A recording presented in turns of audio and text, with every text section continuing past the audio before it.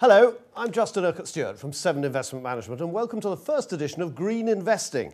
And joining me this afternoon to actually go through some of the issues or detailed investment issues relating to this, I've got two guests with me, Jen Morgan from the WWF and also Henry Boucher, who is Head of Sustainable Investment Management at Saracen.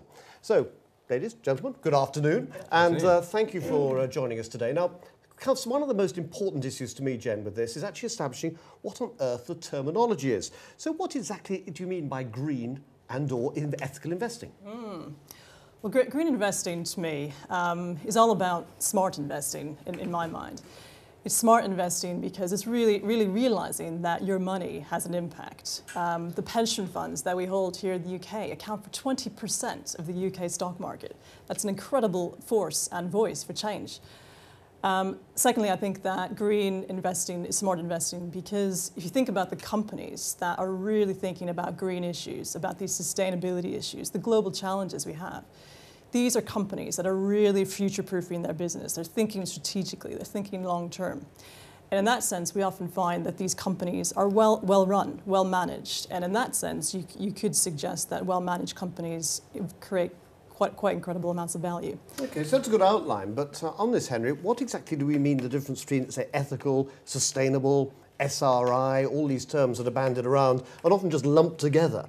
Can you break them down for us? Well, there's a lot of confusion, as you say, about this terminology. I mean, if you look at where ethical came from, I mean, the origins start more than 100 years ago with the Quakers and the Methodists who wanted to take out unethical investments from their portfolios. So they'd exclude gambling and armaments and tobacco and those sorts of things. We've moved on though substantially, and I think the big issues for today's investors are very much about the environment as much as they are about those social concerns. And so it's a combination of social and environmental factors. And I think the definitions vary, but the one that I like the best is really one which is around the term sustainability, which was coined by the United Nations. And I'll just read you their definition, which is that sustainability is meeting the needs of the present without compromising the ability of future generations to meet their own needs. And that separates it, in your mind, from just straight ethical investing? I think ethical investing, if you take that traditional approach, is about a simple exclusion. Right. Moving to sustainable investing it's much more onerous for the fund manager, the chap who's actually making the investment decisions, because he's got to do work on not only the financial aspects, but also the environmental and social aspects of the company as well. Now that makes it a very different proposition from just ethical exclusion.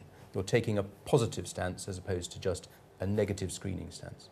Jen, you tend to look at some of the issues relating to dark green and lighter green. How does this fit in with that ethical and sustainable attitude?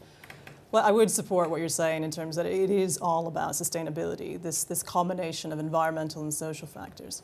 But I guess when we look at dark and light green, there is a big difference in my mind. I suppose light green is really just reducing risk, so doing a little bit less bad. There might be manufacturing companies that are looking to reduce the carbon footprint of their supply chains, for example. On the other hand, dark green is where we really need to get to, and these are the companies you're explaining which are really putting sustainability at their heart. Their strategies, their business models, their products and services have sustainability as their core mission. But will you actually find an ethical fund and a sustainable fund being very separate, or would you actually see them overlaying each other? Because from an investor's point of view, it's still very confusing.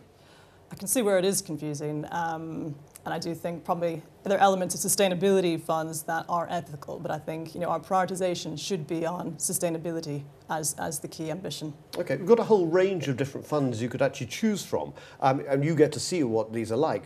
How do you go about choosing them? Where do we find them? Yeah, it is really complex, and there are actually quite a few out there. I think in the UK there are over 100 or so green/ethical sort of funds. There's a great resource that I'd recommend. It's called IRIS Ethical and Green Fund Directory. And where does IRIS actually come from? That's an American organisation. IRIS is a UK organisation, and they're a research house who provide information for investors and for the public in terms of which companies have a positive and negative impact. So this guide is really helpful, and it helps to demonstrate what funds are doing in terms of their governance, transparency, and their screening techniques. How do I know I'm not actually buying a wolf in sheep's clothing, though? Because this is one of these areas which is open to fashion fads, and who knows actually what's inside these things. If you've got a green label on front, it looks good, turns out to be a bit dodgy inside. Yeah, this is something that we as NGOs are really paying attention to. And I think one good signal, you referred here to the UN definition of sustainability. And the UN themselves have a very, very ambitious program. It's called the UN Principles for Responsible Investment. And this is for investors to commit to really pursuing a responsible investment agenda. So if your fund manager is not signed up to these UN principles, then I would suggest you look elsewhere. Okay. Henry, you run your sustainable fund here. Does that include things such as climate change as well? Because you've seen climate change funds come out. Climate change is the critical factor for everybody. I think It's the big risk that the world faces. But a lot of the consequences of climate change, after all, are negative. And so from an investment point of view, you're not necessarily investing in climate change. You're actually looking to invest in a lot of the companies that are doing something positive about the problem of climate change. And in particular, you find that there are various underlying themes that investors can benefit from. And I suppose in any big sort of change in society, there are economic opportunities. The biggest, perhaps, is the change to alternative energy.